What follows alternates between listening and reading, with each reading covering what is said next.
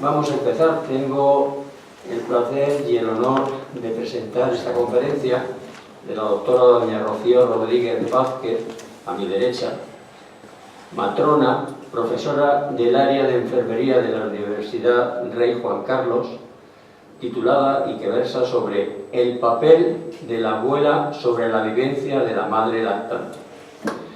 Nos acompaña en esta ocasión también la doctora doña Marta Losa, catedrático de la Universidad Rey Juan Carlos y directora.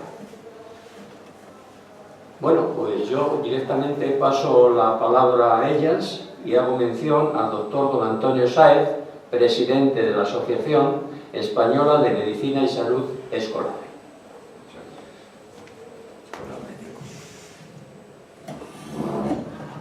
Muchas gracias, señor vicepresidente. Le ha faltado mi mejor reseña curricular, que es que soy asturiana de Pola de Lema. Ese es el currículum de primera línea. Bueno, para mí es un placer, es un honor estar aquí porque es mi casa, te voy a decir.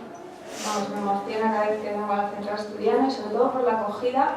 Los asturianos tenemos esa costumbre de ser muy hospitalarios y este centro es así. Es hospitalario desde el momento que a la asociación nos ha brindado todas las puertas, nos ha puesto todo en bandeja y es un placer y un honor que cuenten con nosotros. Como reseña curricular de la profesora y doctora Rocío Rodríguez Vázquez, es que no puedo decir más que cosas buenas, porque es una compañera muy querida para mí, muy querida para mí.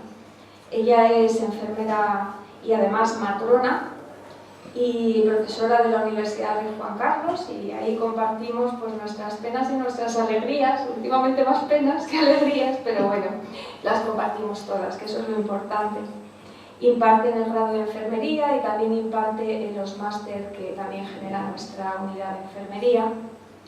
Y una de las cosas que quiero resaltar, y creo que a nivel curricular es muy relevante, es que la doctora Rodríguez es un miembro de la Asociación Española de Consultoras Certificadas en Lactancia Materna.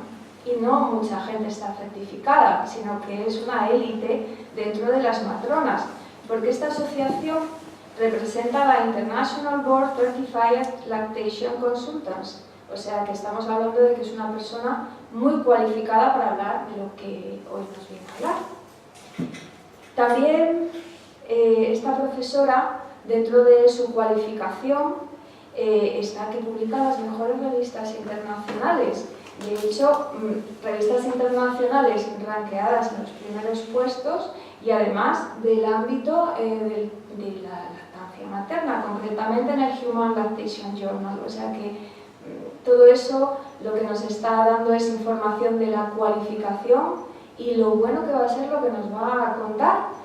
De tal manera que yo poco más tengo que decir, más que tengo muchas ganas de escuchar, porque sé que sé parte de lo que va a exponer, porque es una parte de su tesis doctoral, pero como me ha comentado hay partes muy novedosas, con lo cual estoy expectante, con muchísimas ganas de escucharla. No tengo más que presentarla y si quiere decir algo la doctora Rodríguez antes de empezar.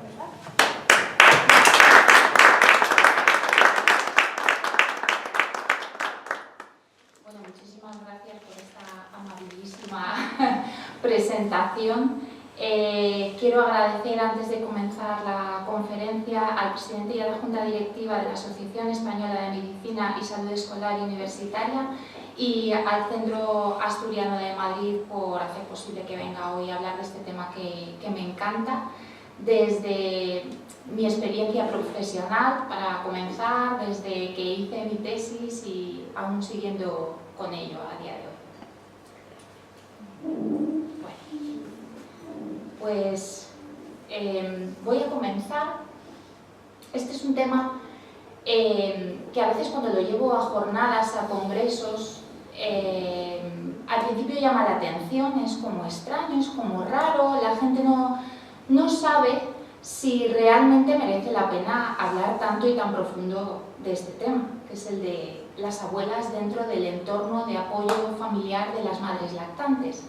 y por eso hoy voy a intentar hacer una introducción que contextualice además con el tema que les interesa a ustedes como audiencia de esta conferencia. Bueno, los beneficios de la lactancia materna, o como actualmente hablamos, que son los perjuicios de los sucedáneos de leche materna, pues ya los sabemos todos, ¿no?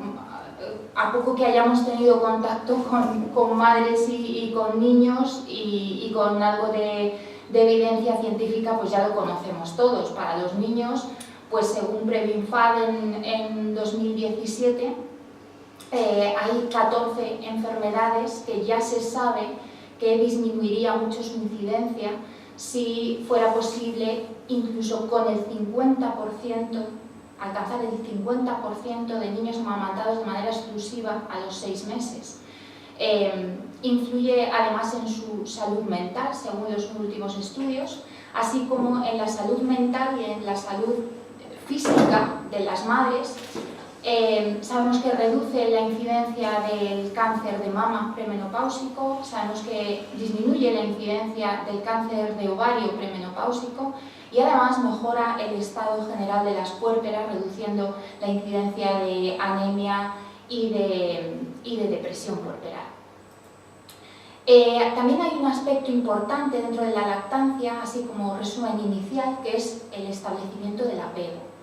El apego no tiene nada que ver con el vínculo lo tienen todas las madres a priori, en términos generales, con sus hijos, pero el apego va más allá, es un establecimiento de una sensación no definida del todo por parte de las madres y que hoy en día es muy importante porque se ha visto que perdura en el tiempo más allá de la duración de la lactancia materna. Es decir, aunque los hijos ya sean muy mayores, incluso ya hijos mayores, universitarios, se sabe que hay una relación mucho más especial cuando se viene de esa experiencia de lactancia materna, o así por lo menos lo expresan las madres en las entrevistas de los estudios cualitativos. Además, hoy en día que los padres estamos menos tiempo con los hijos, el establecimiento de este apego es un punto importante a nivel social. Y por supuesto, el coste sanitario. El coste sanitario, que también hay que hablar de él, se reduciría en 300.000 millones de dólares al año si alcanzáramos ese 50% de lactancia materna exclusiva a los 6 meses. Este es el objetivo que tiene la OMS, por cierto, en 2025. Y todas estas cosas las madres las saben. ¿Las saben por qué? Pues porque la promoción sanitaria se centra mucho en que las madres sepan los beneficios sociales, como es el coste, los beneficios para ellas y los beneficios sobre todo para el niño. Digo sobre todo porque a ellas pues, normalmente es lo que más les importa. Pero claro, eso supone una sobrecarga emocional para ellas cuando tienen dificultades en la lactancia. ¿Qué estado de la cuestión tenemos? Bueno, pues sabemos que desde hace muchísimo tiempo la lactancia materna ha existido y ha habido también una transmisión y una influencia intergeneracional que la ha mantenido o ha ayudado a mantenerla, no solamente en cuanto a los conocimientos, que también, sino en cuanto al manejo, a las sensaciones, a la experiencia, a los sentimientos, todo esto que de puertas para adentro al final es lo que les influye a las madres lactantes. Pero en los años 70 apareció el primer sucedáneo de leche materna, aquí en España pues, conocido como Pendragon de Nestlé, y bueno, pues ahí empezó como una interrupción en esa transmisión intergeneracional, aparte de por los cambios sociales en la vida de las mujeres, pues claro, empezó la generación del biberón y que a día de hoy hay varias generaciones del biberón, no solamente hubo una. Y por lo tanto, pues ahí empezaron los problemas y esta interrupción de la transmisión intergeneracional. Aparte, pues claro, los modelos sociales que hay pues tampoco están muy centrados en esa labor de madre, no se han adaptado pues como en esta fotografía de la protagonista de una película de Disney que está dando de mamar a su hijo, sino que bueno, pues los modelos sociales todos sabemos cuáles son, están más centrados en la estética y en otras actividades de la mujer de hoy en día. Por lo tanto, las madres ya no viven tan cerca de sus madres, o sea, de las abuelas, y están un poco en una situación de falta de, en palabras de ellas mismas, falta de tribu. Ellas solicitan tener una tribu y en esa tribu es muy importante ese rol de su propia madre. Por otro lado, el mundo laboral es un mundo especial que tiene características especiales y que cuando entrevistamos a las madres lactantes, ellas no les dan tanta importancia a las políticas, ni siquiera a la duración de las bajas maternales, por cierto, que la quieren más para estar con sus hijos que como influencia sobre sus lactancias maternas. Y bueno, pues simplemente hay cambios que ellas notan que son hostiles a sus lactancias. Y estos cambios están relacionados con la opinión de sus propios compañeros. Es lo que más les importa dentro del entorno social y laboral. UNICEF se ha dado cuenta de esto, ha intentado humanizar, que es lo que faltaba, ¿no? La asistencia al nacimiento, es por ello que se llama este movimiento y esta certificación de los hospitales SIAN, Iniciativa Hospital Amigo de los Niños antiguamente, Iniciativa Humanización a la Asistencia al Nacimiento en la actualidad, pero no se llega a actuar sobre ese entorno social y ese entorno familiar que es lo necesario en este momento. Hay un código internacional también de sucedáneos de leche materna que apareció en 1981 y que intenta también controlar esta afluencia y este uso indebido de los sucedáneos de leche materna, que no hay que demonizarlos tampoco, es decir, los que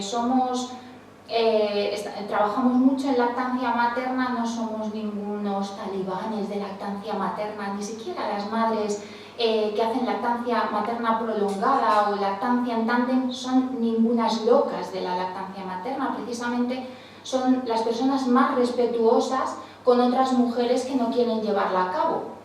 Y esto es un punto importante porque yo creo que los sucedáneos de la leche materna están para lo que están, pero es verdad que se ha ido su uso, pues eso, al uso indebido y masificado y bueno, pues ha ido en detrimento de la lactancia materna. Por otro lado, socialmente, sí que hay una intención de vuelta a lo natural, que no solamente se ve en esa intención de volver a la lactancia materna, a que se mejoren las circunstancias relacionadas con la lactancia materna, sino que se ve pues, en la alimentación, en los materiales de la ropa y en cualquier área de la vida cotidiana de hoy en día. Todo esto genera una controversia en las madres porque, claro, aunque esté la IAN, aunque quieran volver a lo natural, aunque haya una promoción de la lactancia materna, también hay detractores por otros movimientos sociales, que es pues el que está identificado en esa fotografía, que es las críticas a la madre vaca, ¿no? Que es, entre comillas, lo que llaman algunas mujeres a las que ponen en práctica la lactancia materna. Y esto realmente sí que les afecta, es decir, la opinión de las iguales es algo que realmente afecta a las mujeres, llegando incluso a cuestionarse su propia lactancia. Y el día a día, esa necesidad de ser unas super madres, unas super mujeres que tienen que trabajar, que tienen que tener la casa perfecta, que tienen que ser las mejores madres, las mejores esposas, las mejores amigas de sus amigas y las mejores en todo, hace que bueno, cuando fracasan en la lactancia materna sufren intensos problemas a veces psicológicos y además está muy de moda lo de la salud perinatal, salud mental perinatal y bueno, pues es algo que afecta mucho a las mujeres de hoy en día. Las madres que además quieren poner en práctica la lactancia materna prolongada, que es lo que la OMS recomienda, que no es tan prolongada, pero bueno, que hoy en día desde los ojos sociales sí que se ve así, que son los 2 años de lactancia materna, pues claro, esto también sufre muchas críticas a nivel social. Entonces encontré esta imagen con este mensaje en una asociación que dice: te escribo esta carta porque eres importante para mí, porque tu apoyo puede significar el éxito de nuestra lactancia, porque necesito que estés a mi lado incondicionalmente y que creas que podemos. Yo creo que ahí está un poco la clave de la figura de la abuela. No es tanto que les enseñen cómo, sino que supongan un apoyo balanceado. A lo largo de la conferencia vamos a ver este punto tan importante que es ese apoyo balanceado. Como decía, UNICEF y la Organización Mundial de la Salud pues se han dado cuenta de que hay que dar un paso adelante y hay que contemplar otras áreas. Y entonces pues lo han puesto en práctica desde hace tiempo. Han hecho políticas en algunos países que están un poco encaminadas a la promoción de este área, pero realmente aquí en España a mí me da mucha pena decir que no llega. No llega porque cuando vamos a los congresos de lactancia materna, pues casi todas las ponencias, o por no decir todas las ponencias, son de estudios cuantitativos. Es decir, sabemos mucho sobre la composición de la leche materna, se está estudiando ese eje enteromamario que lleva a las bacterias maravillosas de esta flora maravillosa de la leche materna hacia la mama y cuantificamos mucho. Pero cuando la madre cierra las puertas de su casa, hay que saber qué es lo que está pasando ahí. Porque realmente las cifras de lactancia materna exclusiva a los 6 meses, lo primero es que ni se conocen en España. Parece ser que están en torno al 28%, cuando realmente en el inicio, cuando la madre da luz y está en el hospital, el 95-94% sí que tienen esa intención de lactar.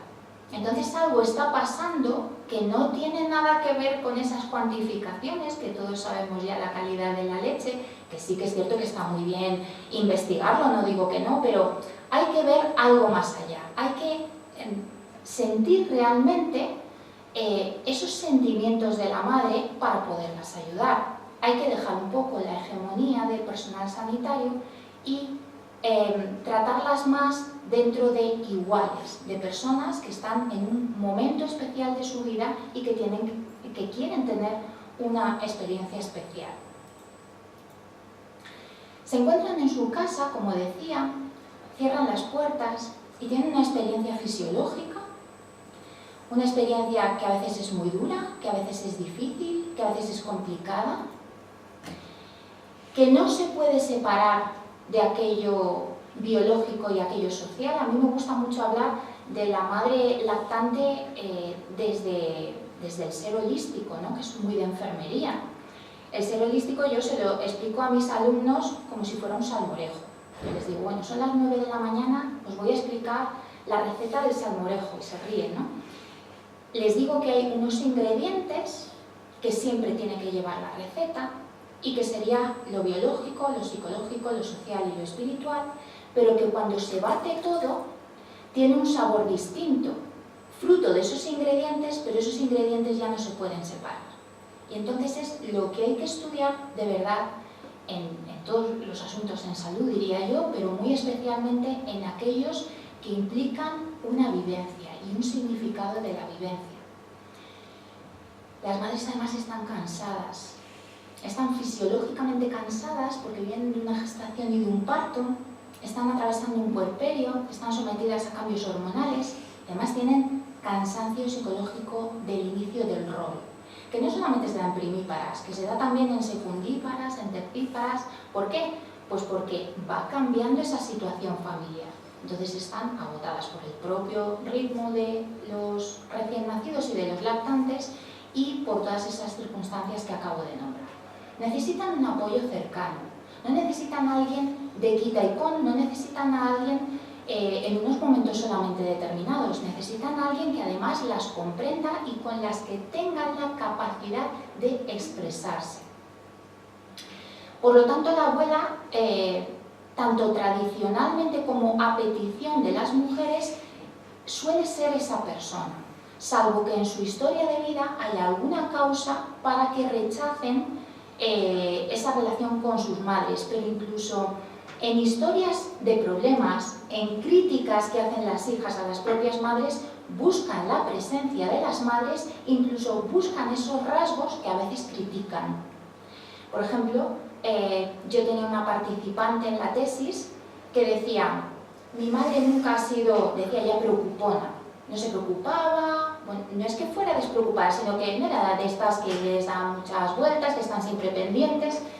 Y decía que ella quería aprender ahora eso, porque ella se obsesionaba mucho más, entonces buscaba ese rasgo de personalidad que ella había criticado para que la apoyara en su propia lactancia. Y luego, claro, surgen conflictos, hasta con las madres más maravillosas y las relaciones más maravillosas, surgen conflictos que además tienen influencia en esa experiencia de vida que supone la lactancia materna. ¿Cuál fue la idea, de dónde salió la idea de hacer en este caso la tesis y otras investigaciones pues, que después se ha ido iniciando? Pues viene de la práctica diaria, de la consulta.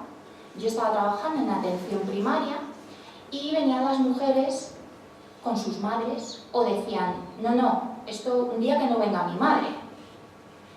Otras veces yo las tenía en los grupos de educación maternal y paternal, los antiguos grupos de preparación al parto, y yo invitaba a la pareja, invitaba a las abuelas, invitaba a los abuelos, invitaba pues, a casi toda la familia si cabían en la sala. Y algunas mujeres me decían: ¡ay, qué bien, qué maravilla, qué alegría! Pues sí, yo creo que es una buenísima idea invitar a las abuelas. Otras decían: no, yo lo último que quiero es que venga la abuela aquí a opinar, pero sí que quiero hablar qué pasa en casa en el puerperio, cómo manejar las situaciones con mi pareja, cómo manejar las situaciones con las abuelas, cómo manejar las situaciones con las visitas. Además hicimos un metaanálisis, ¿verdad? Unos años antes, y vimos que lo que hay publicado realmente es tan heterogéneo que no lleva a ninguna conclusión. No podíamos llegar a conocer realmente cuál era ese papel de las abuelas. Además, surgen tanto en la sociedad como a raíz de los comentarios de las propias abuelas, pues algunas circunstancias, algunos comentarios que realmente minan la moral de las madres lactantes y que ahí están pues en la boca de la suegra, de la cuñada, del marido, pero realmente se podrían todos condensar en unas abuelas y otras que dicen estos comentarios como: dar el pecho es tan esclavo, los biberones te facilitan la vida, será que no duerme de noche porque se queda con hambre, nunca le des antes de las 3 horas, etc. Bueno. Entonces, como resumen, ¿en qué situación estamos? Pues estamos en una situación en que es un problema de abordaje existencial, no contemplado en la práctica, pero sí solicitado por las madres, y que los estudios previos del tema no son integrales, no son en ningún caso sobre prospección futura, es decir, no sabemos qué vamos a tener que hacer con las madres a partir de ahora, qué es lo que quieren en cuanto a transmisión intergeneracional con todos esos cambios sociales que he nombrado, y además que no son concluyentes. Entonces, ¿cuáles son las bases y las fuentes del abordaje de toda esta información? Pues primero, la investigación cualitativa, fenomenológica, interpretativa, que llevamos a cabo y que supuso, como ha dicho la doctora Losa, mi tesis doctoral, que fue presentada en 2016, pero que pues, en los estudios realizados actualmente tampoco hay muchas variaciones respecto a aquello que yo estudié. La tesis se realizó con una muestra de mujeres con hijos mayores de 8 años, para que funcionara la memoria remota, es decir, para que pudiéramos saber qué significados de la experiencia quedan y cuáles van a ser transmisibles en un futuro. ¿Cómo llegamos a este punto de los 8 años? Pues en un estudio de resonancias magnéticas del hipocampo, en que bueno, pues había este rango de tiempo para que se sentaran los significados. Y mujeres cuyos periodos de amamantamiento además ocurrieron antes de los 35 años, porque es cuando más se retiene en la memoria, entonces buscábamos ese perfil de madres.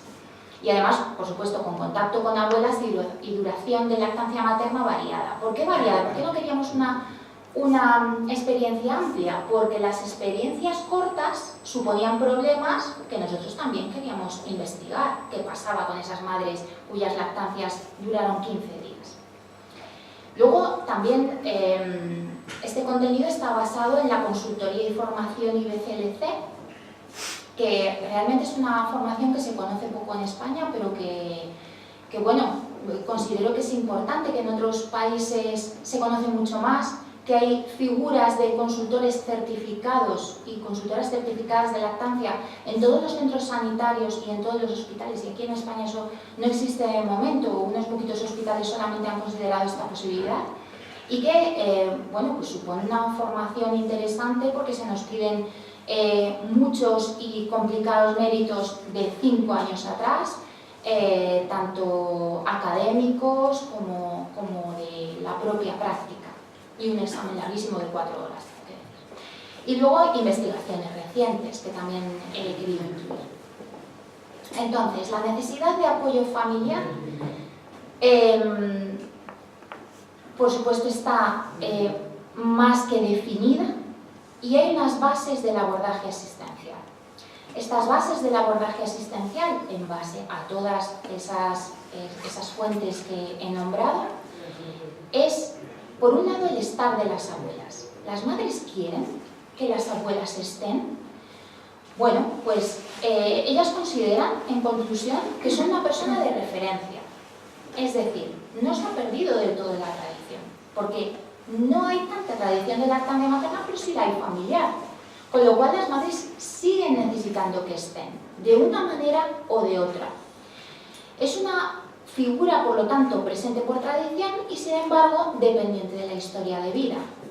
Es por eso que, por tradición, se prefiere la presencia de la madre respecto a la de la suegra, pero depende de la historia de vida. Hay mujeres que critican algunos aspectos de la forma de ser de sus madres, entonces prefieren una presencia un poquito más a distancia, pero más a su gusto. Entonces siempre hay que investigar un poco la historia de vida. Por eso es muy importante hacer un seguimiento de la madre y preguntarle si quiere dar lactancia materna desde las primeras consultas. En este caso de matrona pues es muy fácil, claro, porque vienen al principio de la gestación, que además los estudios dicen que ya se ha tomado la decisión antes de la gestación o en el primer trimestre. Ahí es cuando les preguntamos y ya empezamos a trabajar con ese apoyo social y familiar desde el principio. He incorporado algunos verbatim, algunos párrafos que comentaron las madres, porque me parece que algunos eran, de la tesis me refiero, porque he considerado que algunos eran pues, muy gráficos, ¿no? Como el de esta participante que dice: yo pienso que esos primeros días es como cuando realizas la boda. La madre de la novia se involucra más, no porque la suegra no quiera, sino porque es la madre de la novia. Lo veo un poco igual. Entonces ya solamente contar con eso supone que ellas ya cuentan con la presencia de las abuelas. Además saben que es un apoyo incondicional. Les da seguridad en lo que están haciendo versus lucha por la centralización de la abuela en el cuidado. ¿Qué significa esto? Pues que cuando las cosas van bien, las abuelas dicen que bien, las felicitan, las reconocen, hay veces que no tienen reconocimiento de nadie más, y eso les da seguridad. Pero ¿qué pasa cuando la cosa va mal? Que las abuelas pretenden cuidar por encima de todo a sus hijas, con lo cual les dicen: oye, yo creo que esto lo podías ir dejando, ¿no?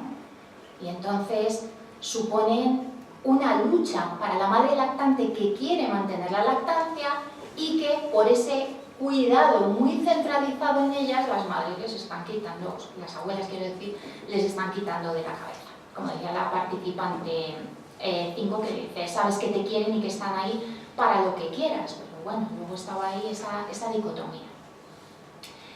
Dentro del mismo tema del estar de las abuelas, tanto las madres lactantes como las abuelas piensan que es un camino, una etapa vital en común, y es en común.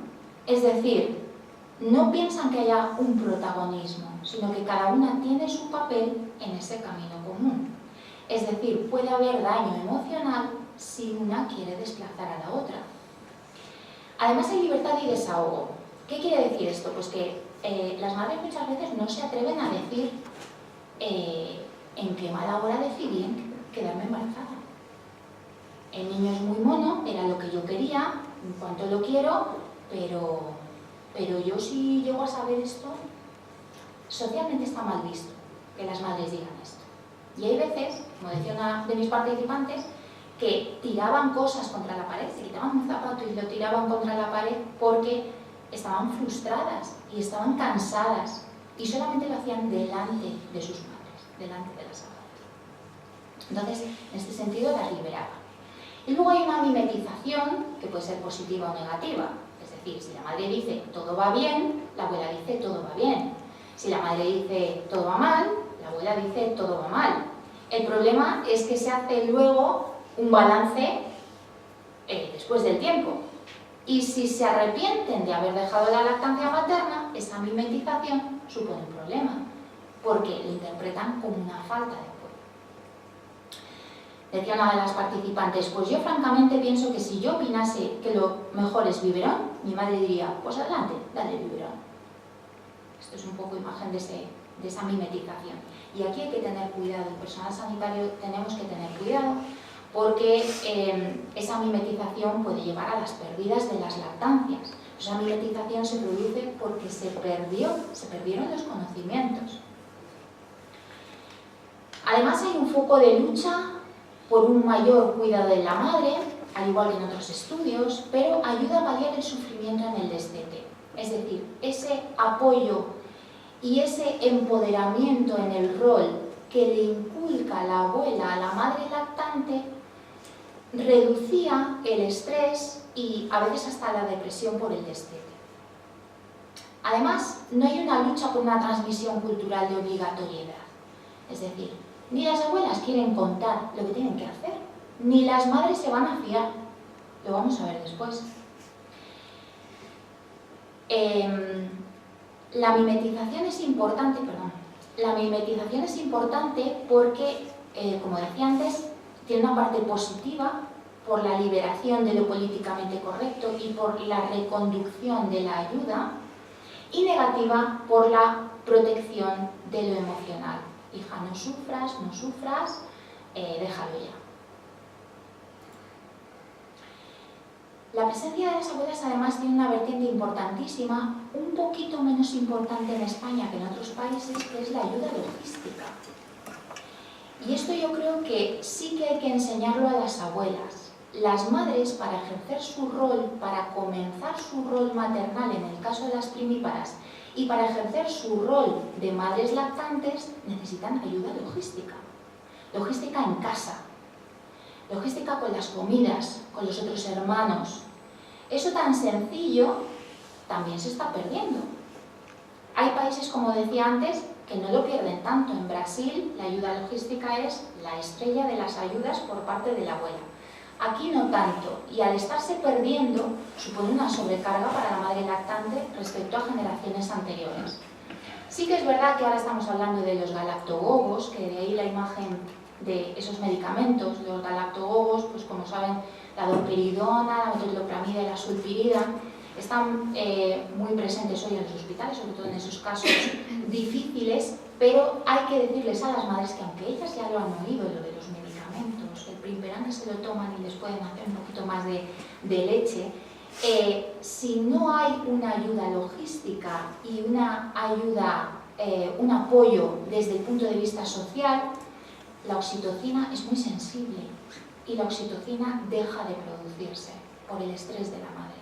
Entonces, el mejor galactogogo es la ayuda y el apoyo familiar.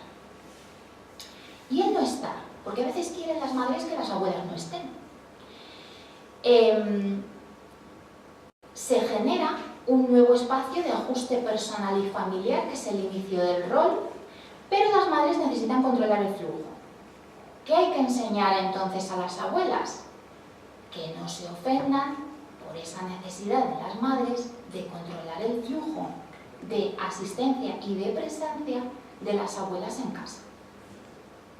Las primíparas tienen capacidad de control dentro de la gestión del rol. Las abuelas se apropian más o menos del cuidado según la seguridad o inseguridad.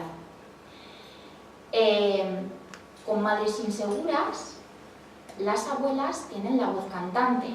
Esto socialmente pues no descubre América tampoco, ¿no? Esto lo sabemos todos, está presente en estudios anteriores, pero hay que comentarlo con las abuelas, porque en el caso de madres adolescentes o madres vulnerables por alguna circunstancia especial, hay que trabajar muchísimo con la abuela para que no se apropie del rol, sino que acompañe a la madre en la adquisición del rol. Y a través de la lactancia es un punto importantísimo. Y además el no estar, el que no estén las abuelas es necesario para el afrontamiento y la autonomía cuando hay problemas con la lactancia. Y además ese flujo que manejan las madres de presencia de las abuelas es dinámico en el tiempo. Es decir, lógicamente al principio lo normal es que la necesiten más y que luego vayan estableciendo unas distancias que necesitamos que las abuelas comprendan. Decía una de las participantes, se volcaban en mí, pero como hay días que todo te sienta mal y hay girar un poquito la cabeza, bueno, pues estos consejos, ¿no? Como que ya opinaba y ella decía, ay, déjame un poco de espacio. Hay veces que el apoyo, las propias abuelas lo definen como saber mantenerse al margen. Y esto lo hacen mejor las suegras que las abuelas maternas, curiosamente. Es decir, las madres dicen que la suegra buena es la suegra que respeta el espacio desde el principio y ellas, si necesitan, van invitando a entrar en ese rol a la suegra, a la abuela paterna. ¿Y las abuelas enseñan entonces o no enseñan?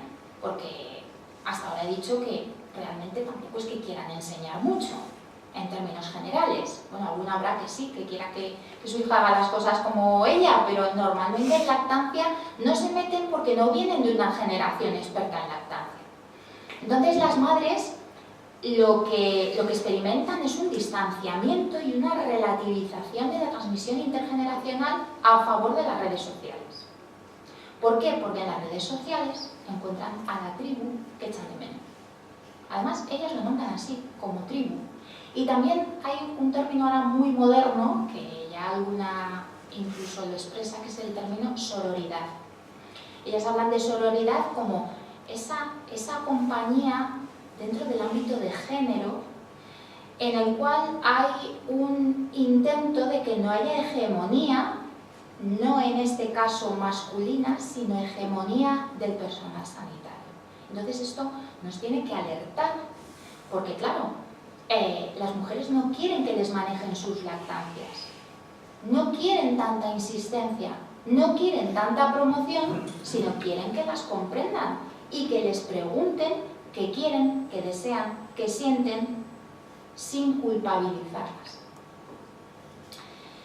Otra participante decía, con el pecho no se atrevía la abuela paterna y aún encima yo creo que le frenaba un poco el hecho de que yo fuera nuera, a lo mejor. Si hubiera sido su hija, hubiera sido diferente, que yo de verdad le he dado siempre absoluta confianza. No estar por prudencia. Y hay una gran valoración además en cuanto a la transmisión, no de los conocimientos, porque realmente las madres de hoy en día relativizan muchísimo las indicaciones que les dan sus madres, como hemos visto, pero sí que hay una valoración, como decía, del significado y la experiencia de vida. Quieren saber qué supuso para sus madres, si tuvieron la experiencia corta o larga, qué supuso para ellas el haberlas amamantado a ellas. Y empiezan a interesarse normalmente por fotografías o por recuerdos o por sensaciones de sus propias madres en la etapa de lactancia. En los estudios cuasi experimentales, el apoyo educativo a las abuelas mejora los conocimientos, pero no las actitudes. Es decir, podemos mejorar aquellas indicaciones que dan las abuelas a sus hijas, a las madres lactantes, pero realmente las actitudes cambian poco. Y si hemos visto que las abuelas tampoco tienen intención de enseñar a las hijas y las hijas no tienen intención de creerse lo que sus madres les dicen, pues realmente esto es un poco inútil. Es decir, la educación sanitaria tiene que ir encaminada a las actitudes y a la comunicación por encima de la transmisión de conocimientos nuevos, espectaculares y maravillosos sobre si en la grieta hay que hacer una cosa o hay que hacer otra, si en la mastitis hay que hacer una cosa o hay que hacer otra. Ahí sí estamos el personal sanitario. Y además hay una presión basada en los resultados. Es decir, que cuando las abuelas no tuvieron esa experiencia, lo que necesitan ver es un niño que engorda. Poco más o menos igual que muchísimas enfermeras, muchísimos pediatras, muchísimas matronas. El niño engorda, todo va bien. El niño no engorda, lo estás haciendo mal. Y entonces esta presión hay que intentar paliarla, porque estamos perdiendo a las madres lactantes nosotros mismos. Además, ellas se quejan de la desactualización y de la falta de criterios comunes del personal sanitario. Ahí nos tenemos que hacer un buen tirón de orejas, porque realmente no hay lugar tener estas discrepancias, porque hay ciertas cosas que están bastante claras. Y el contraste con lo que ellas esperan en esa, no sé si recuerdan la foto de la madre en la naturaleza, dando lactancia materna, pues el contraste con eso que ellas esperan y de esa vuelta a la naturaleza y de esa experiencia vital, junto con lo que les decimos desde el otro lado, desde el personal sanitario, hace un choque emocional gravísimo. Gravísimo y que recuerdan toda la vida el nombre de la enfermera, del pediatra que les dijo tú esto lo tienes que dejar, tú esto no lo estás haciendo bien, es que esto no, es que el niño no engorda y es por tu culpa, y es que no... Bueno, pues todo esto supone un daño bastante importante. ¿Y qué va a pasar con las futuras abuelas? Porque claro, aquí hay un batiburrillo de circunstancias sociales y de opiniones y de necesidades de las madres y por otro lado de las abuelas, que algo tendremos que hacer para manejar la asistencia sanitaria en este sentido. Bueno, pues hay que conocer los significados que las madres quieren transmitir. Eso es lo primero. Las madres quieren transmitir el deseo de la experiencia. Quieren tener esa experiencia como madres. Quieren ejercer ese rol. No les da miedo aparcar o compatibilizar el rol profesional, el rol de mujer de hoy en día, con el rol de la madre lactante. Sí que hay un poquito de idealización de esas lactancias maternas y ahí también tenemos que trabajar con ellas, ser realistas, decirles los problemas que puede haber, decirles los conflictos sociales que van a encontrar, decirles las posibles posiciones del personal sanitario y de su propia familia que van a encontrar. La lactancia materna fue un cambio en la vida de las madres lactantes que requirió un ajuste de sus rutinas, un ajuste de sus costumbres, una falta de libertad, y ahí sí que nos enfrentamos a una generación nueva que está, o unas generaciones que estamos acostumbrados a la libertad, a entrar y salir, a viajar, pero claro, esa libertad ellas mismas reconocían que con el tiempo la crítica ha sido a favor de la lactancia, porque la lactancia facilitaba el que logísticamente fuera fácil alimentar a sus hijos. Entonces, esto es lo que nosotros también tenemos que apoyar, que ellas mismas transmitan. Porque la falta de libertad estaba relacionada con el rol maternal más que con la lactancia materna. Es decir, la que le dio el biberón de noche para que el niño se callara, cuando el niño lloraba, no tenía la herramienta de no tiene hambre pero algo le pasa, lo pongo a mamar y se le pasa. Ya no tenían la herramienta, no le podían volver a dar una toma de biberón y se encontraban con menos libertad todavía. Y además encuentran que la lactancia materna es un ámbito de realización. Algunas dicen que el mundo laboral es muy difícil y que no se encuentran a gusto. No se encuentran a gusto, no han conseguido lo que querían o les ha defraudado el mundo laboral, eso que les estaba vendiendo la sociedad, y que esto sí lo quieren hacer bien y sí quieren sentir esa experiencia vital de realización. Además descubren un cuerpo funcionante. Sabemos que las mamas hoy en día tienen una connotación mucho más estética y sexual que como órgano funcionante, y ellas lo descubren y además les encanta. A veces las libera del pudor y otras veces no. Luego voy a decir una cosa interesante sobre esto. Y eso sí, el dolor supuso una aversión a la lactancia materna, pero porque no estaban preparadas para sentir dolor en una experiencia vital que ellas esperaban que fuera buena.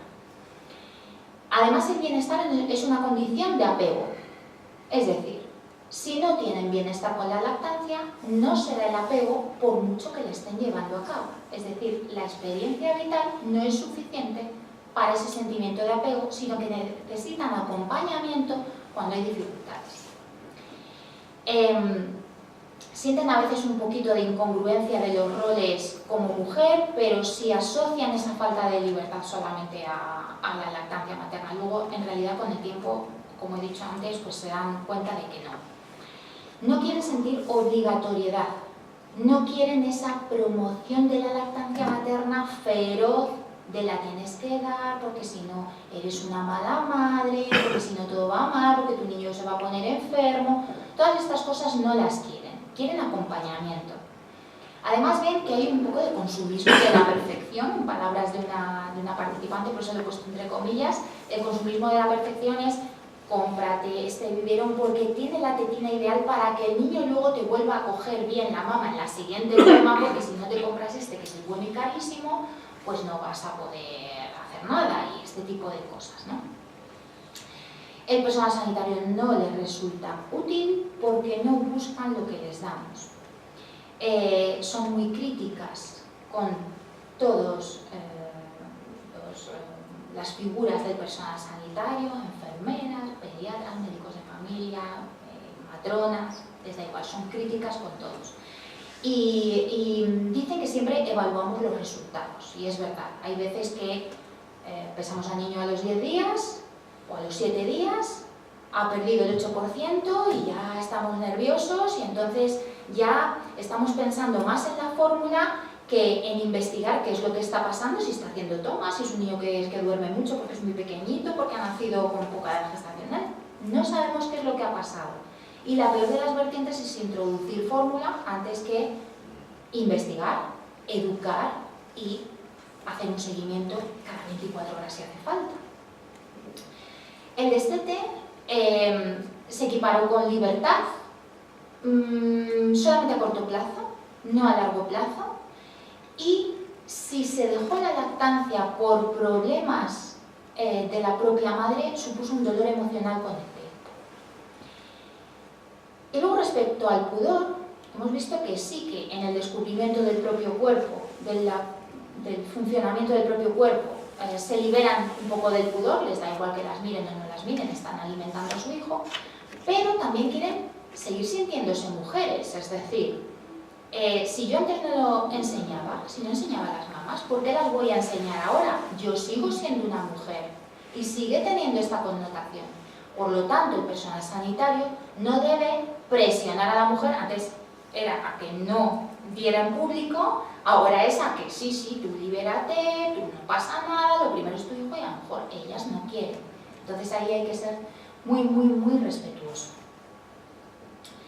Decía una participante, esta frase es tremenda: el recuerdo que tengo es más como de deberes, de al final un deber, que lo quiero hacer bien y que cómo lo puedo hacer de la mejor manera posible, más que de disfrutar el hecho de es que esto es muy bonito. Entonces, claro, se quedan con un mal recuerdo que es a su vez el que van a transmitir como abuelas. El papel que desean las futuras abuelas. Deseo de estar, eso para empezar.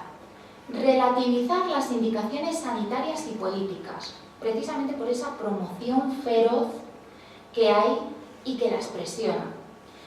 Un deseo de influir en la decisión inicial, es decir, participar explicando esa experiencia vital. Y un respeto a la evolución, es decir, si va bien, bien, y si no va bien, no va bien. Pero aquí, como he comentado antes, tenemos que tener mucho cuidado en ver por qué es, porque si es una mimetización, ahí hay que educar también en qué tipo de apoyo tienen que hacer las abuelas. Transmitirán diferencia de los roles de abuela materna y paterna, es decir, cuando les preguntábamos, ¿y si eres suegra, qué vas a hacer? Pues yo no abrir la boca, quedarme en un rincón y no decir nada. Y si eres una abuela materna, bueno, ahí sí, claro, ahí voy a estar al lado, voy a comunicarme, voy a insistir, bueno, estas cosas. Y desean acompañar a la madre lactante en la búsqueda de asesoramiento especializado. Es decir, piensan que su principal rol como futuras abuelas será buscar el personal sanitario o el apoyo de pares que necesiten sus hijas. Aquí es muy importante la consultoría, porque las consultoras de lactancia, a veces certificadas, a veces no certificadas, ejercen ese papel de tribu que van buscando las madres y que nos están, digamos, a veces, normalmente lo hacen muy bien, lo hacemos muy bien, pero otras veces no tanto, y entonces el personal sanitario estamos ahí como en un poco de lucha de hasta dónde llegas tú y hasta dónde llego yo como personal sanitario cuando hay problemas de lactancia materna, y yo creo que perdemos puntos cuando no tenemos una visión holística de ese proceso de lactancia. Decía una participante, yo me pienso dejar las pestañas en buscar a alguien que ayude a mis hijas, restar un poco de importancia a los convencionalismos y darle opción a que su maternidad sea particular, especial, personalizada, es lo que buscan. Por lo tanto, en consulta, ¿qué actitud tenemos que tener? En consulta, una asistencia a las madres. Pues un seguimiento holístico desde el inicio del contacto, una relación terapéutica, esto dependiendo de la profesión que tengamos dentro del personal sanitario, lo tenemos más arraigado o menos arraigado. El respeto biopsicosocial y no juzgar a las madres, el entendimiento de la lactancia materna como un momento vital que tenemos que tener siempre presente y no decir ni una palabra que vaya en contra de ese sentimiento de etapa vital de la madre. La comunicación y el trabajo interprofesional es fundamental. Afortunadamente ya tenemos una línea directa de comunicación entre primaria y atención especializada para detectar los casos vulnerables o los casos en los que las madres tengan alguna dificultad. Yo lo he vivido y la verdad es que funciona muy bien y es muy satisfactorio tanto para las madres como para el personal sanitario especializado como el de atención primaria. Y por supuesto muchísimo respeto por la tribu, tanto la tribu familiar de su entorno cercano como las tribus que se buscan. La Liga de la Leche, la asociación de vecinas que se han juntado unas cuantas que están dando de mamar a sus hijos, lo que sea, esa tribu que tienen ellas y que les da tantísima seguridad, y hay veces que se cierran mucho en ese círculo durante toda la etapa. Por lo tanto, es actuar con y no sobre la mujer lactante, que es lo que, por desgracia, decía yo al principio, que vemos todavía en los congresos y en las ponencias, es trabajar sobre, desde el punto de vista de yo, personal sanitario, yo, investigador, que investigo lo que yo creo, lo que me parece a mí importante, pero hay que ponerse un poco en qué le está pasando a ellas puertas para adentro. Como novedades, las expectativas basadas en las abuelas tal como son y fuera del nuevo rol, la menor autonomía en relación a expresión de emociones, la abuela como indicadora de necesidad de espacio. Hay veces que es la propia abuela la que dice, mira, no, hasta aquí hemos llegado, tú tienes que actuar en tu propio rol. El significado de la lactancia materna como una opción más. Cuidado, esto no significa no defenderla. Todos defendemos la lactancia materna, pero es verdad que, bueno, hay que relativizar en cuestión de resultados. Y no hay que criticar cuando ellas de manera informada han tomado la decisión. El problema es cuando hay desinformación o la información no es correcta. Y ahí es nuestro punto de abordaje. Y que hay apego solo a través del bienestar. Hay veces que estamos insistiendo en ese apego y resulta que estamos haciendo todo lo contrario. En estudios recientes, que no hay muchos en este tema respecto a la tesis en 2016 que les he nombrado, pues bueno, la influencia no solo es positiva si hubo buena experiencia, es decir, si la abuela tuvo una mala experiencia, puede ser una buena influencia si su actitud es la adecuada, es la que espera la madre y se deja regular por la madre lactante. Y es contrario a revisiones sistemáticas recientes que se centraron solo en resultados en ambas generaciones. ¿La abuela había tenido buena experiencia? ¿Va a transmitir cosas buenas? No, esto pues parece ser que aquí en España no es así. Y hay una intensa relación en la que no predomina la transmisión de conocimientos, aunque difiere en la dedicación logística. Es lo que hablaba antes, que bueno, pues en Brasil, por ejemplo, la actividad logística es muy importante, pero aquí en España menos. Como se vio pues, en este estudio descriptivo transversal que nombró aquí. Si no, pues lo que habrá es una huida de las madres, o bien a las doblas, o bien pues a dejar las lactancias, o bien a una transmisión negativa de la lactancia materna por mucha promoción que hagamos, por mucha OMS, por mucho UNICEF y por mucho todo, porque no las vamos a entender. Y luego me ha parecido interesante un proyecto que se llevó a cabo en Cádiz a través de la Junta de Andalucía, dentro de la red Dédalo, que fue un programa en el que le dedicaron 2 semanas en varios colegios que estaban pues, en coordinación con los centros de salud a los que pertenecía el área, para promocionar la lactancia materna, dando mucho énfasis al ámbito familiar. Entonces pues iban madres lactantes, de algunos hermanitos de niños del colegio, y se fomentó en todos los sentidos con un resultado muy interesante, y he pensado pues, que a ustedes con la asociación que tienen les gustaría saber de este proyecto tan bonito y que a lo mejor pues ya conocían. Y nada más. Muchas gracias.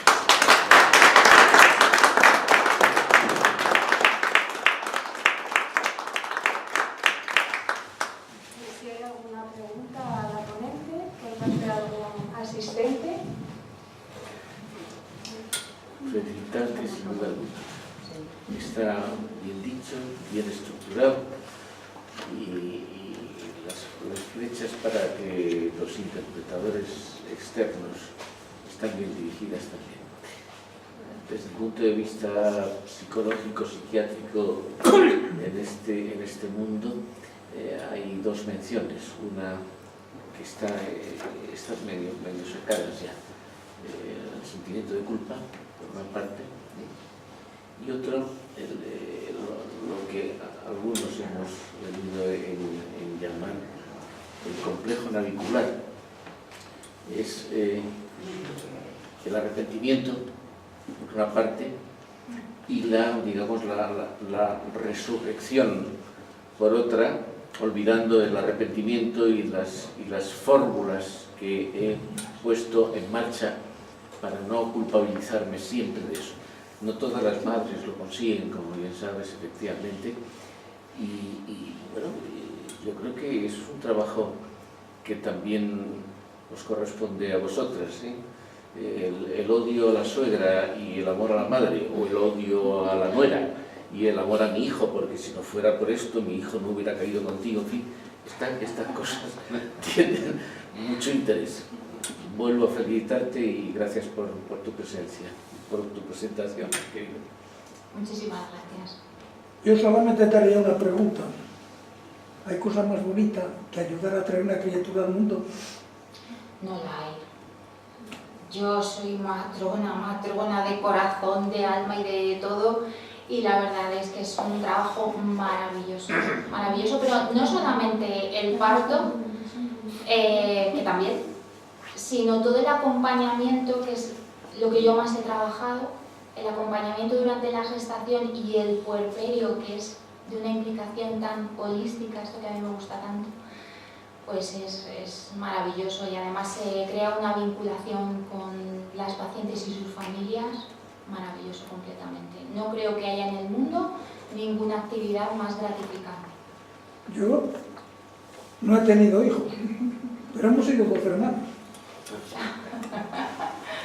Oye, mi madre murió con 100 años.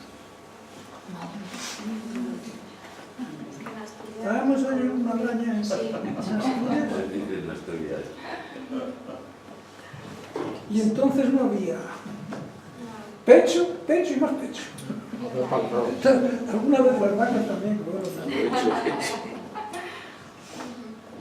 No me cabe la menor duda que la conferencia de la doctora doña Rocío Rodríguez ha sido interesantísima para todos los asistentes, pero para mí en particular, que soy abuelo de un bebé de 3 meses lactante. Lo que pasa es que tenemos poco papel en estas condiciones.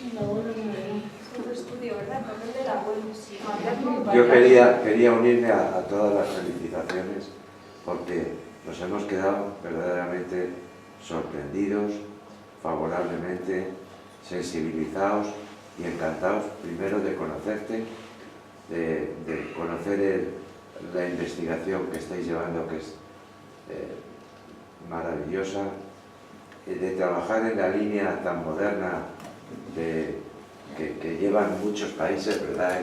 Tanto en Latinoamérica, dentro de la UNICEF, que van a estudiar nuestras enfermeras matronas a UNICEF en Inglaterra verdaderamente, bueno, pues han estudiado mucho la cuestión más técnica y esta parte emocional, pues verdaderamente me trae a la memoria de nuestro maestro Bosch Marín, de todo este grupo de sanitarios de los años 40 y 50, la época de las hambrunas, la importancia que le daban a la lactancia, la de vidas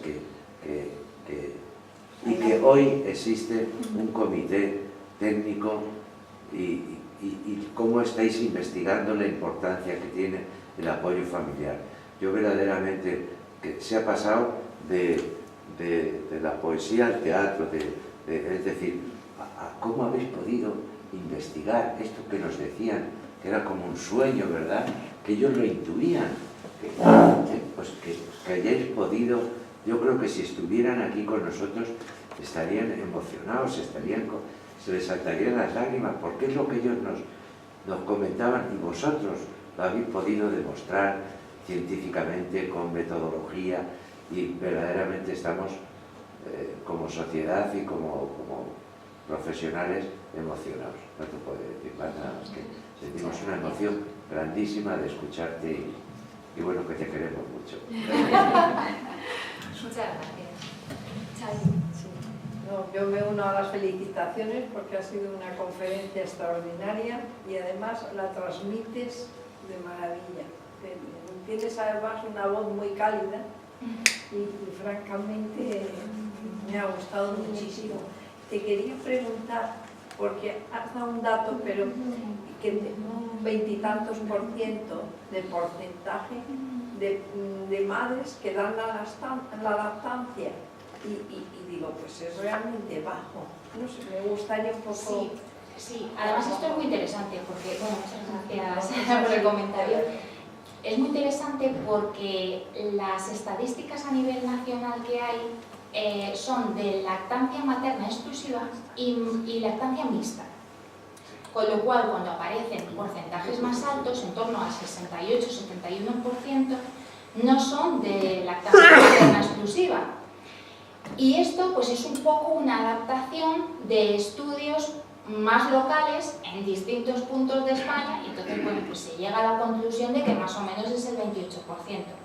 Podríamos pensar que el punto de inflexión está en la incorporación de la madre a su puesto laboral al cabo de 16 semanas, pero es que tampoco es así. Es decir, hay un punto de inflexión a la 3ª semana, hay un punto de inflexión a la 6ª semana y luego pues a los 3 meses. ¿Coincide con el sprint de crecimiento que sabemos que hay en el lactante? Tampoco coincide, es decir, no lo podemos relacionar con una dificultad fisiológica, una falta de conocimiento de estos sprints de crecimiento y de estas inflexiones fisiológicas. Con lo cual, pues es que lo van abandonando por dificultades y falta de acompañamiento, porque además es el discurso que ellas tienen. Y yo creo que vamos, creo no, sino que hemos visto que se puede deber a ello. Y sin embargo hay una dificultad tremenda en que esto se promocione. porque seguimos investigando desde nosotros, hablando desde nosotros y no desde su círculo. Muchas gracias. Muy bien, yo unirme igualmente a las felicitaciones que aquí todo el colectivo y con todo merecimiento ha tenido la profesora Rocío Rodríguez. Gracias a la presentación también que nos ha hecho la profesora Marta Rosa, que siempre es muy querida por nosotros en la asociación. Y preguntarle, Rocío, entonces, en la última pregunta que le ha indicado la profesora Rosario Limón, ¿la lactancia mixta es lo que más se está llevando ahora en nuestro país? ¿Y por qué se debe, en todo caso, si fuera así? Si no es exactamente por un motivo laboral de la mujer.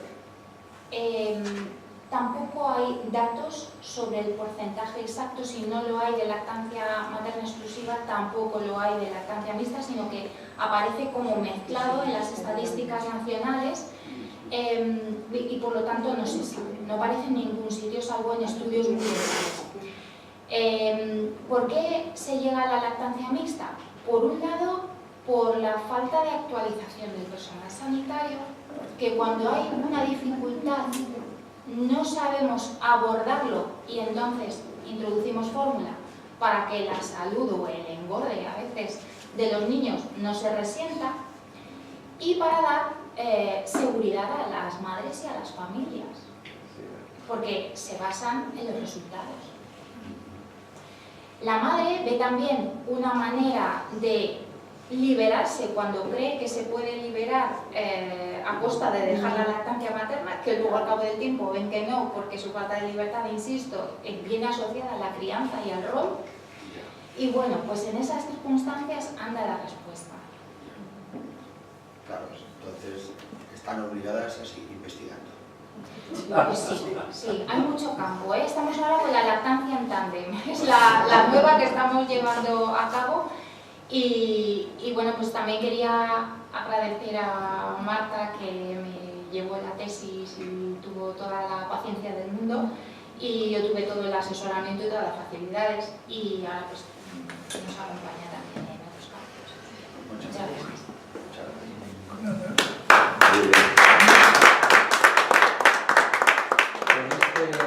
Con este acto tengo entendido que hoy es la conferencia que cierra el curso, ¿no, doctor?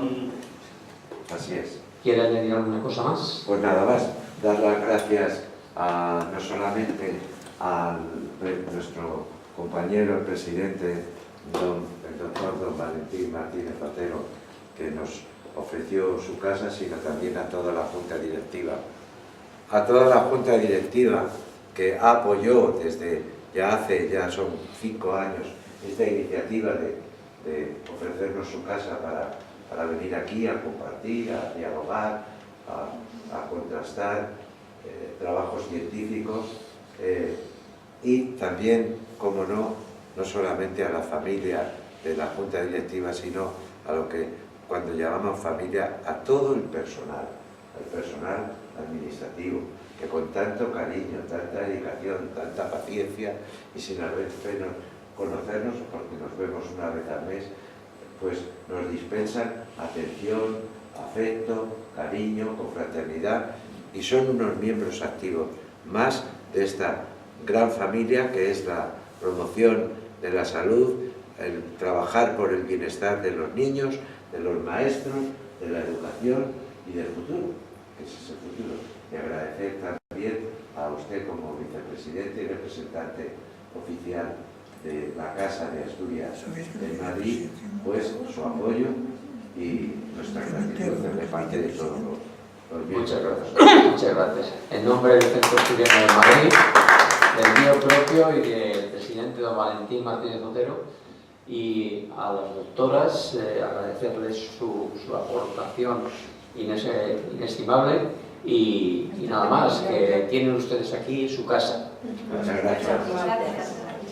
Y esperemos que para el año que viene se anime esto un poco más con la gente. Pues claro que sí.